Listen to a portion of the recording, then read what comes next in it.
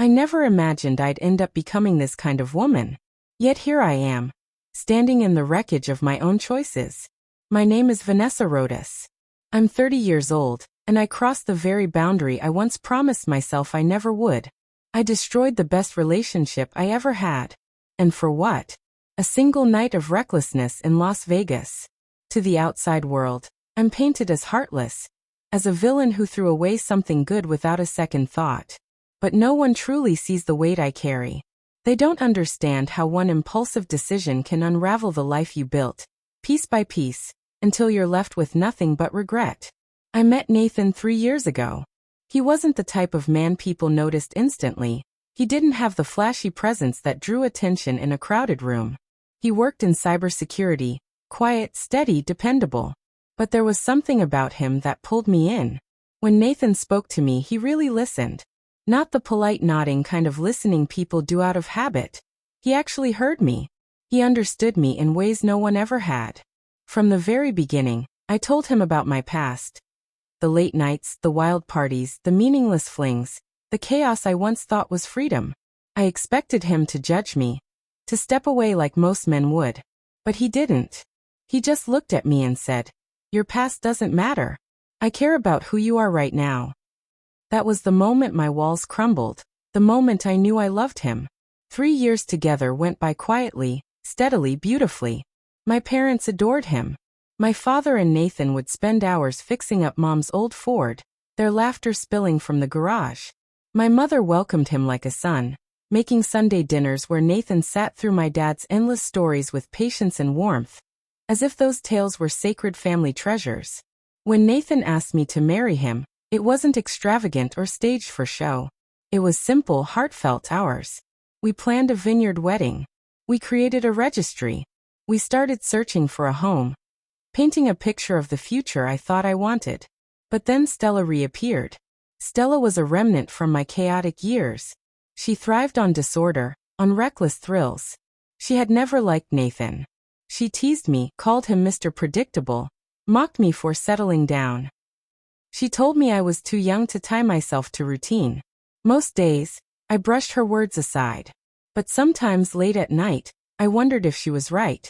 Then one afternoon, she called me out of nowhere, buzzing with excitement about a Vegas trip. Jennifer from my office was going too. I didn't hesitate. I agreed before I even thought it through. The look on Nathan's face at the airport was enough to stop me in my tracks.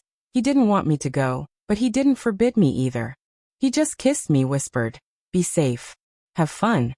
If I'd listened closely, I would have heard the quiet plea buried in his voice. Las Vegas was intoxicating from the start. Shots at the airport bar before we even boarded. Laughter spilling too loudly. The night already blurred before it began. By the time we stepped into a velvet-lit lounge, I was already drowning in cocktails that tasted like danger. That's where we met them. A group of men, polished, wealthy, exuding confidence. One of them, Marcus, locked onto me like I was the only person in the room. I should have told him I was engaged the moment his smile lingered too long. But I didn't. When I finally admitted it, his grin only widened. "Engaged isn't married," he said, pouring me another drink. The champagne, the music, the lights, his attention.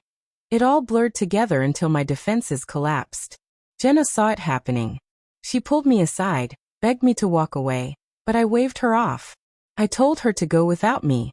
The look she gave me before leaving, half warning, half heartbreak, still haunts me. And then, I crossed a line I can never uncross. The next morning, shame was a heavier burden than the pounding in my head. Jenna's silence on the flight home cut deeper than Stella's carefree laughter. And when I walked through the door, Nathan already knew. Jenna had told him. He didn't yell, didn't accuse. He just looked at me with hollow eyes and said, "I need time." The stillness between us was worse than any explosion of anger could have been. He moved into the guest room. He canceled the wedding, returned the deposits, erased every plan we had built. His family shut me out completely. And when he left for good, he didn't even say goodbye. He just placed his house key on the counter and walked away. I pretended I was fine. I tried to drown myself in parties, dates, noise, but nothing dulled the truth. Even my family couldn't look at me the same. My sister told me I was selfish. My father said I had destroyed something that could never be fixed. 2 months later, I ran into Nathan's mother. She looked older, wearier, like my betrayal had aged her too. She asked me what happened in Vegas, and for reasons I still don't understand, I told her everything. She listened quietly, and when I finished, she said they had once planned to give us $8,000 to help with our first home. But now, she said softly, we're donating it to charity instead. We can no longer trust your judgment, and we won't reward it. Her words cut deeper than any scream ever could. That was the day it truly sank in. I hadn't just lost Nathan. I'd lost a family, a future, the foundation of trust one thought I had. I left town, moved to Houston, found a new job, a new apartment, a new start. But guilt doesn't care about fresh beginnings. 8 months later, I still lie awake at night replaying it all. Did I throw away something real for something that meant nothing? Was I always destined to ruin good things? Can anyone ever trust me again? I don't have the answers. All I know is this: one night, one choice can cost you everything.